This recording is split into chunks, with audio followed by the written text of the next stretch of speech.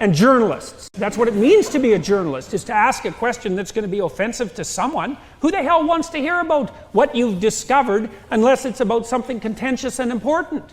So it was a jaw-dropping question as far as I was concerned. Okay, so now let's think about offensiveness as part of hate. Okay, so the first thing we might say is that you really need to think when you have a difficult problem.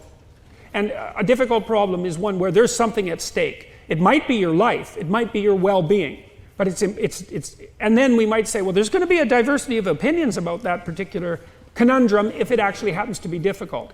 And so even to discuss it, because if you discuss it, you're going to discuss option A, it's going to annoy all the people who want option B, or you're going to discuss option B, and that's going to annoy all the people that want option A, and maybe there's 10 options. So if you're going to discuss anything of any real significance whatsoever, you're going to make people hot under the collar, and you're going to risk offending them.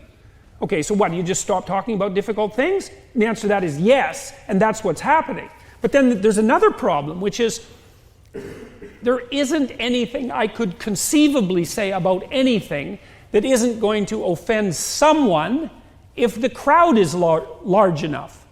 So you might say, well, if you're talking to two people, you can't offend one of them. So you don't get to offend 50% of the population.